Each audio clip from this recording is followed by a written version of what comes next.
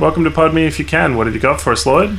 For this week's episode, I have chosen Passion Play, starring Mickey Rourke, Bill Murray, and the beautiful Megan Fox.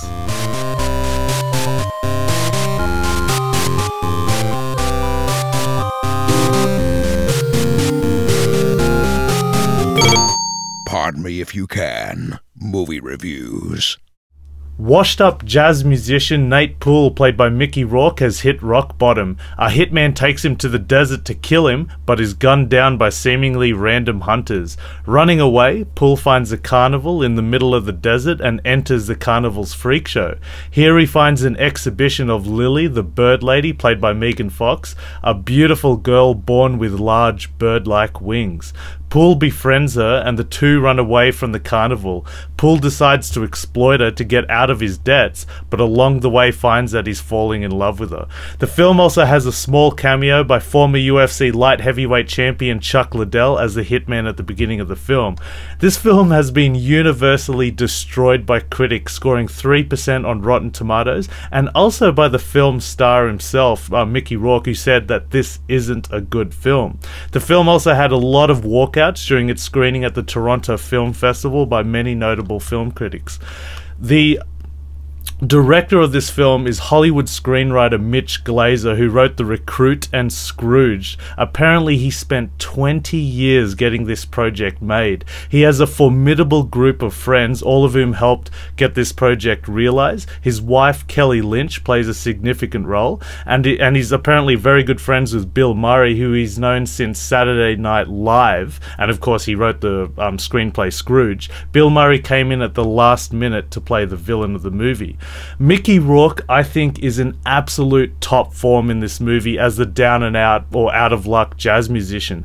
With his rough facial features and suave fashion, I think he's hit a point in his career where he could own the noir genre of out of luck characters, you know?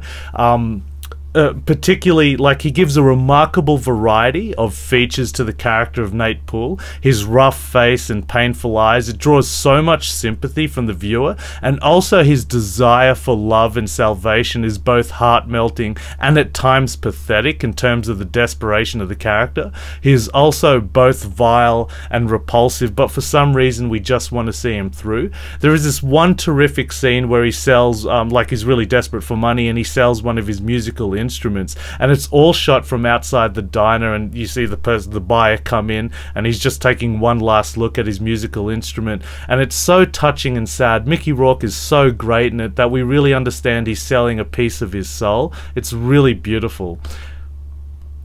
Bill Murray is really terrifying in this as the rough gangster. You know, he's really terrifying, and he fights really aggressively for Lily. We also have Rhys Ifans, who plays the carnival's cruel leader, and he also fights aggressively for Lily. And I would have loved to have seen more of a showdown between the two, and I think the director really missed a great opportunity, because it would have been great to see these carnival-style people versus, you know, Bill Murray-style gangsters. I guess that was just a big missed opportunity there. Megan Fox is very beautiful, but is the weakest link in this movie by far. I don't get it, guys. There are heaps of beautiful women in Hollywood that could have, you know, that are with heaps greater acting talent. I don't get why she gets these key star roles.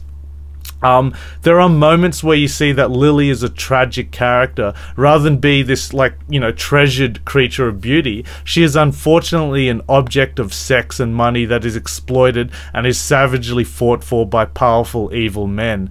But Megan Fox really brings this movie down, and it's highlighted even more by the incredible talent that surrounds her. This is a fantasy noir movie, which is a genre I absolutely love, and I think Mitch Glazer almost pulled this movie off, but what brings this movie down is Megan Fox, and also the terrible CGI and special effects. This had a budget of $8 million, and I'm assuming most of that went to the cast, because you got grand films like Gareth Edwards' Monsters, which was made for $800,000, has so many special effects and looks incredible.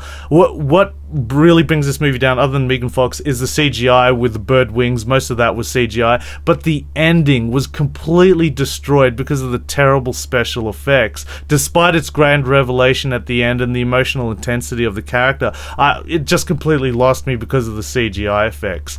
There are many great moments in this movie that plays with no dialogue and supported by a terrific score. I love all the scenes that have Mickey Rourke meet Lily when she's behind glass. It's fantastical, it's romantic, and it's really tragic at times. I can see why this movie is been destroyed by critics, but to be honest, I really liked Passion Play despite all the issues with it. I think Mickey Rourke in any noir film is always good, and I really, really would like to see Mickey Rourke in a hardcore adaptation of a Jim Thompson novel. I was just going to ask about the CGI, about the wings. I mean, I was going to ask about how the wings were achieved. But if you tell me terrible CGI, I mean, I'm probably going to give this film a miss as well, Lloyd. Some of it looks pretty good. Some of it looks okay with the CGI'd wings, but yeah, I'm pretty sure 100 or like some of the feathers are real, but like the feathers that fall out of her. But I'm pretty sure all of it was CGI, and some of it looked okay. Well, you can find more obscure film reviews with famous stars at our YouTube channel or at podmeifyoucan.com. Thanks for watching. If you like what you see, please hit the subscribe button. Like us on Facebook and follow us on Twitter. Check out our podcast at www.podmeifyoucan.com.